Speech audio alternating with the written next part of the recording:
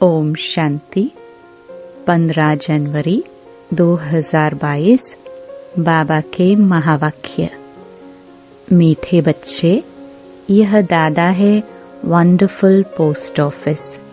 इनके द्वारा ही तुम्हें शिव बाबा के डायरेक्शन मिलते हैं। प्रश्न: बाबा बच्चों को किस बात में खबरदार करते हैं और क्यों? उत्तर: बाबा कहते, बच्चे खबरदार रहो, माया की जास्ती चोट नहीं खाओ। अगर माया की चोट खाते रहेंगे तो प्राण निकल जाएंगे और पद मिल नहीं सकेगा। ईश्वर के पास जन्म लेकर फिर कोई माया की चोट से अगर मर जाए तो यह मौत सबसे खराब है।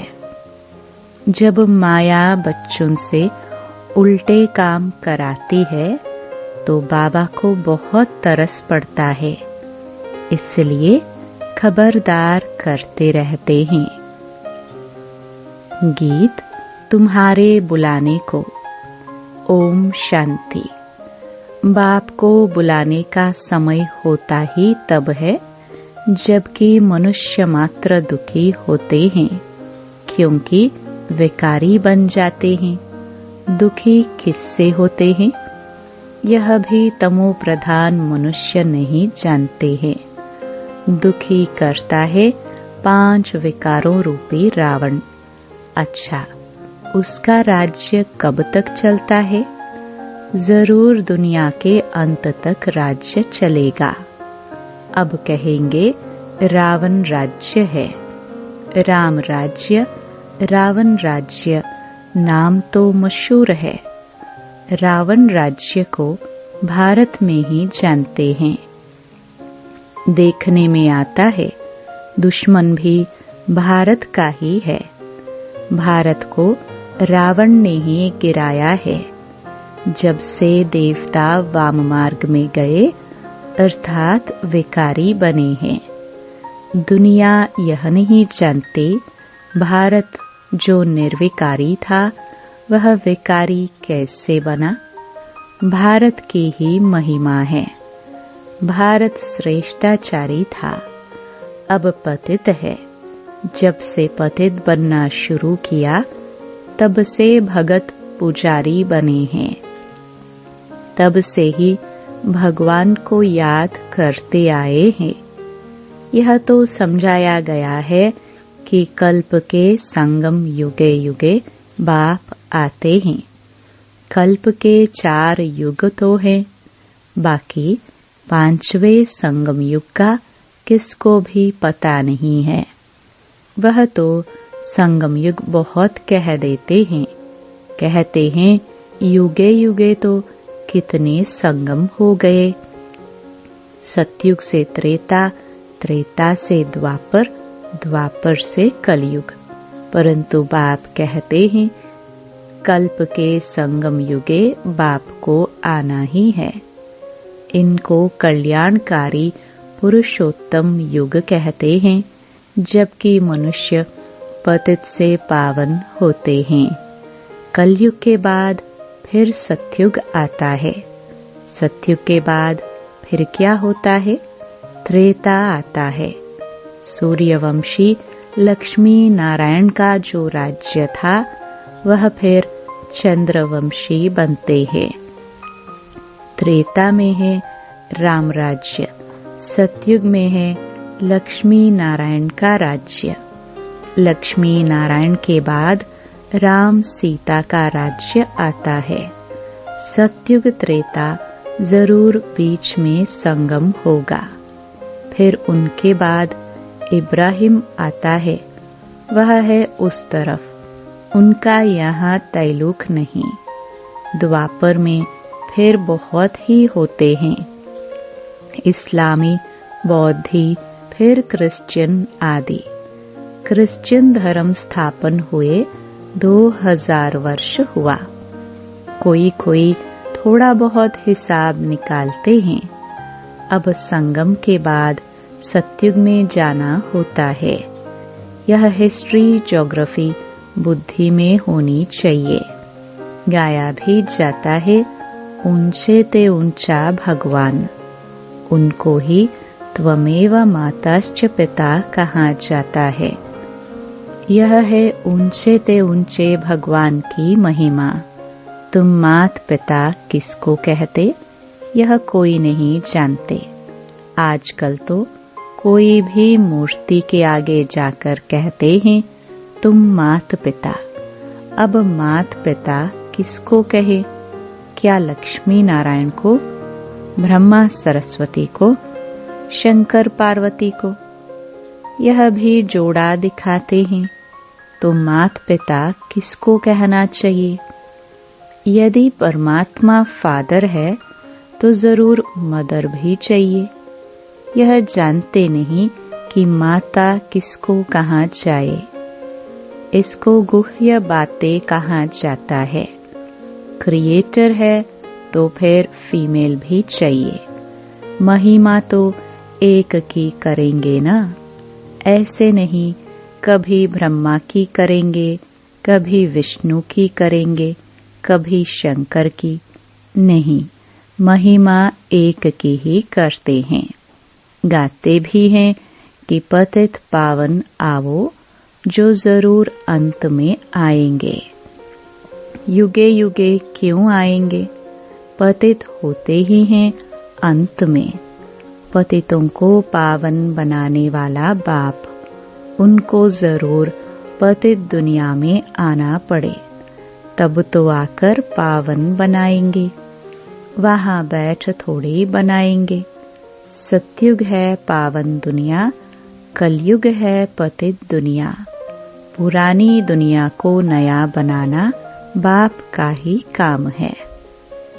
नई दुनिया की स्थापना और पुरानी दुनिया का विनाश ब्रह्मा द्वारा स्थापना किसकी कराते हैं? विष्णुपुरी की। ब्रह्मा और ब्राह्मणों द्वारा स्थापना होती है।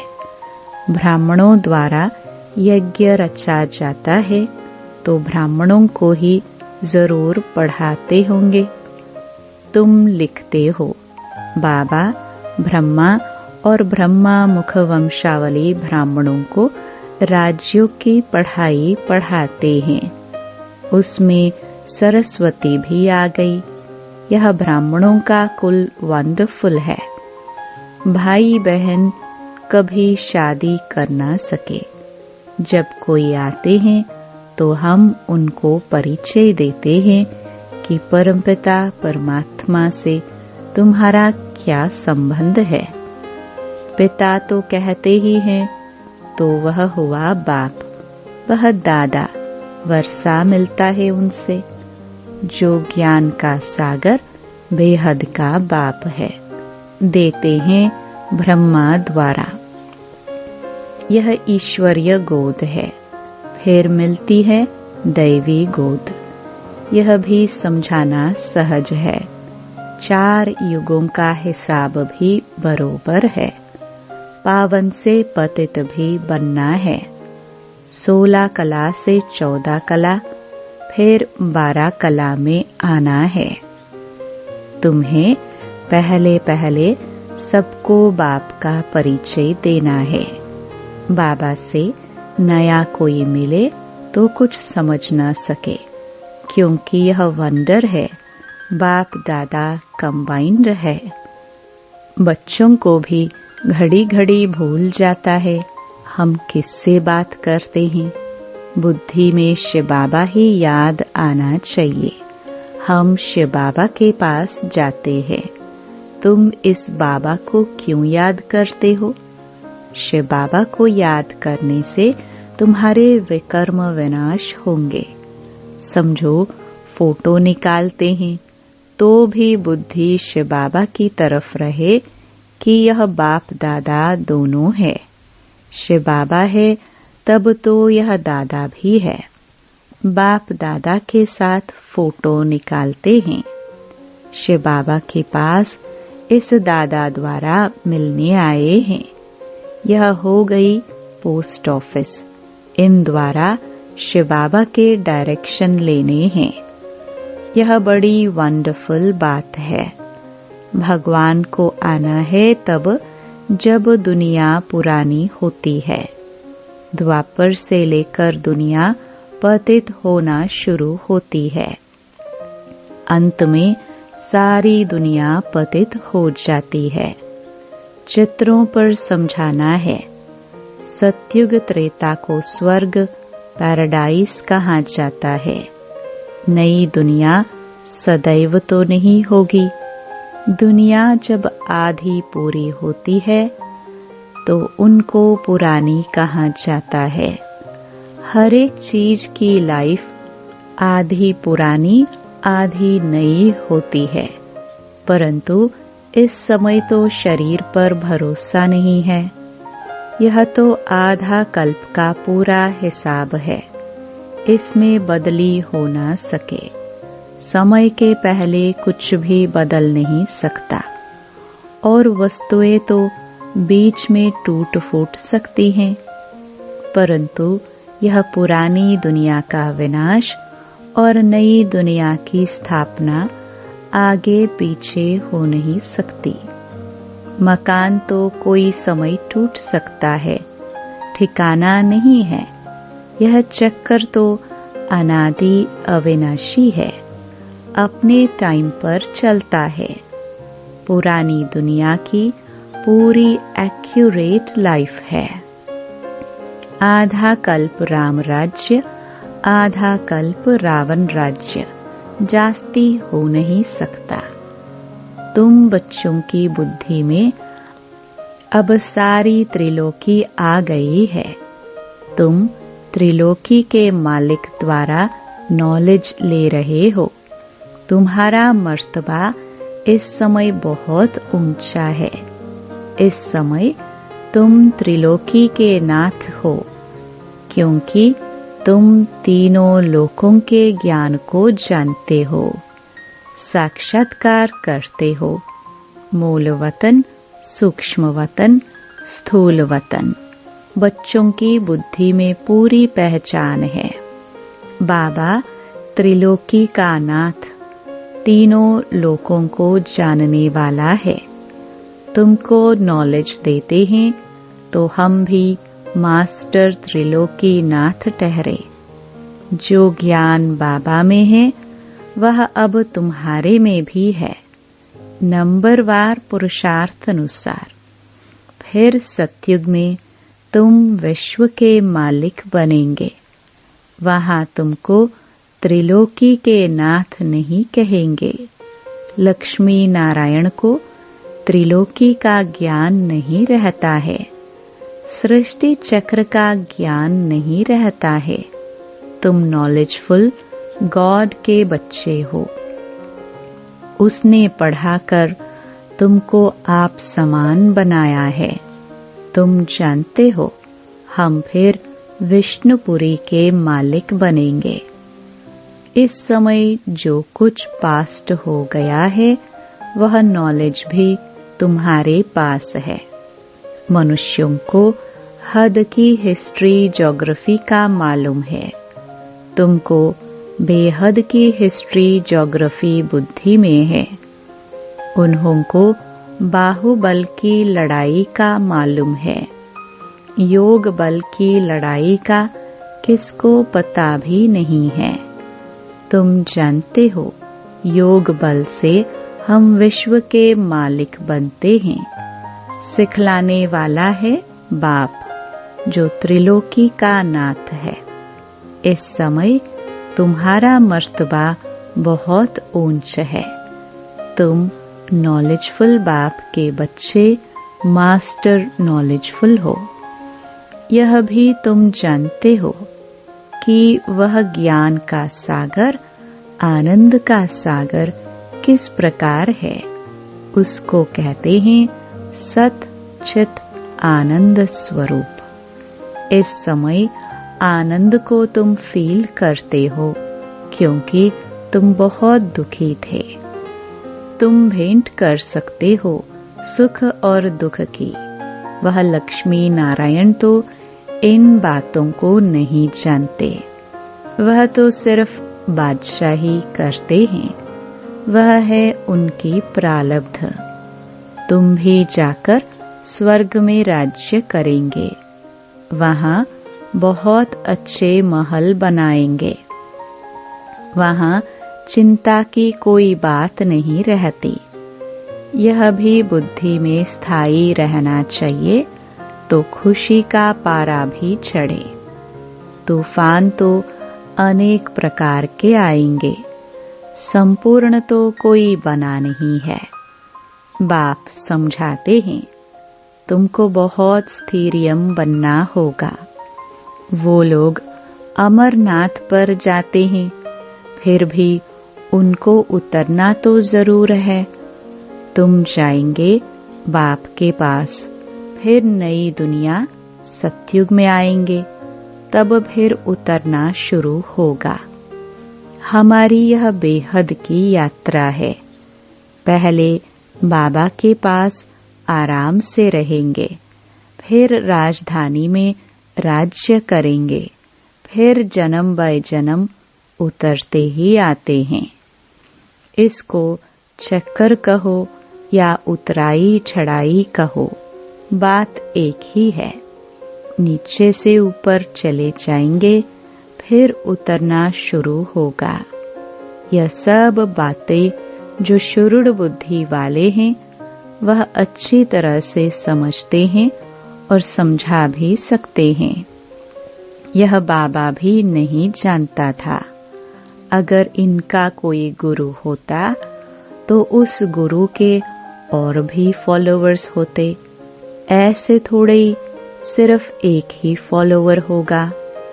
शास्त्रों में तो है भगवानुवाच, हे अर्जुन, एक का ही नाम लिख दिया है। अर्जुन के रथ में बैठे हैं, तो जैसे वही सुनता है और भी तो सुनेंगे ना, संजय भी होगा। यह बेहद का स्कूल एक ही बार खुलता है। वह स्कूल तो चलते ही आते हैं, जैसा राजा वैसी लैंग्वेज। वहाँ सतयुग में भी तो स्कूल में जाते हैं ना, भाषा, धंधा, धोरी आदि सब सीखेंगे। वहाँ भी सब कुछ बनता होगा। सबसे अच्छे से अच्छी चीज जो होनी चाहिए वह स्वर्ग में होती है। फिर वह सब कुछ पुराना हो जाता है। अच्छे से अच्छी वस्तु मिलती है देवताओं को। यहाँ क्या मिलेगा?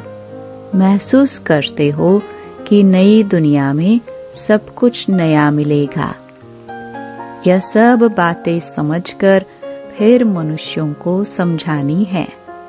अभी हम संगम पर है, हमारे लिए अब दुनिया बदल रही है। ड्रामानुसार मैं फिर आया हूँ तुमको पतित से पावन देवी देवता बनाने। यह चक्र फिरता है। प्रजापिता ब्रह्मा द्वारा जरूर ब्राह्मण ही रचे होंगे। ब्राह्मणों द्वारा यज्ञ रचा है। ब्राह्मण सो देवता बनेंगे। इसलिए विराट रूप का चित्र भी जरूरी है, जिससे सिद्ध होता है ब्रह्मा मुख वंशावली ब्राह्मण ही सो देवता बनेंगे। वृद्धि होती जाएगी। देवता सो क्षत्रिय, वैश्य, शूद्र बनेंगे। यह संगम युग नामी ग्रामी है। आत्मा परमात्मा अलग रहे बहुकाल। चढ़ती कला फिर उतरती कला, यह भी समझाना है। पहले ईश्वरीय औलाद, फिर देवताई औलाद, फिर थोड़ा थोड़ा कम होता जाता है। तुम पूछ सकते हो कि दुख हरता सुख करता किसको कहते हो? जरूर कहेंगे परमपिता परमात्मा को।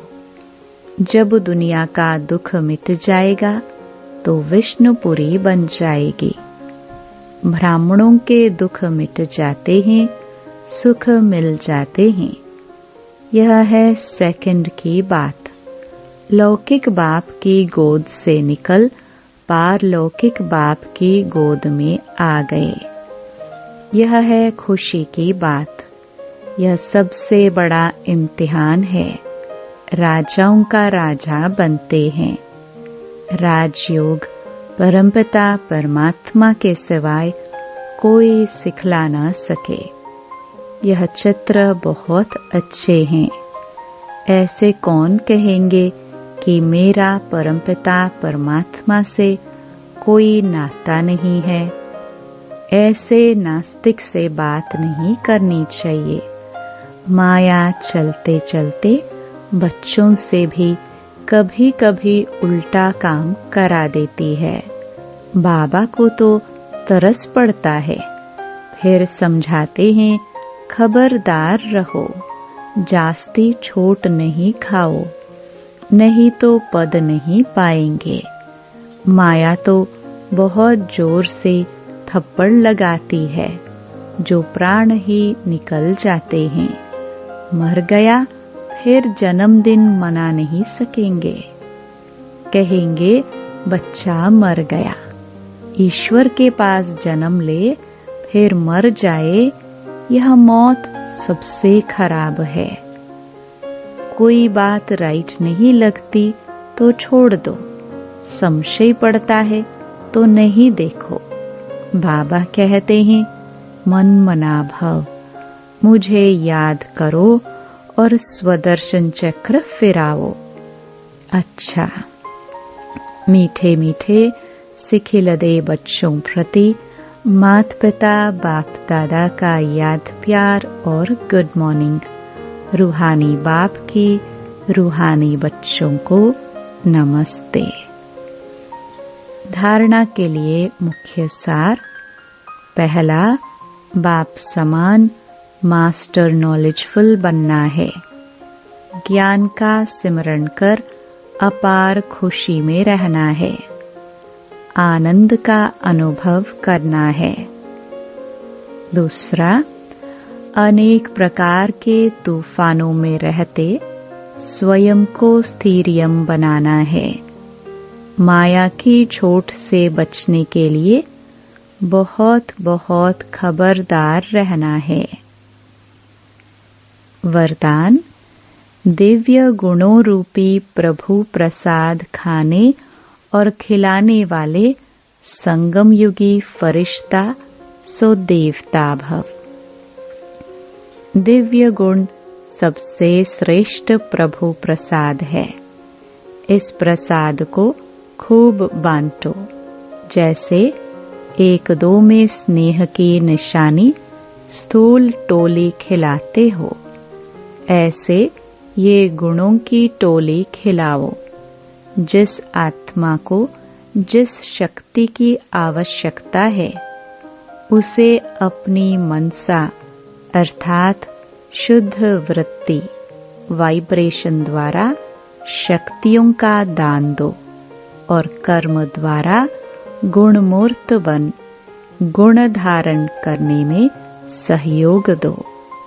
तो इसी विधि से संगम युग का जो लक्ष्य है, फरिश्ता सो देवता, यह सहज सर्व में प्रत्यक्ष दिखाई देगा। स्लोगन, सदा उमंग उत्साह में रहना, यही ब्राह्मण जीवन का सांस है। लवलीन स्थिति का अनुभव करो। परमात्म प्यार के अनुभव में सहज योगी बन उड़ते रहो। परमात्म प्यार उड़ाने का साधन है। उड़ने वाले कभी धरनी की आकर्षण में आ नहीं सकते। माया का कितना भी आकर्षित रूप हो, लेकिन वह आकर्षण उड़ती कला वालों के पास पहुंच नहीं सकती। ओम शांति।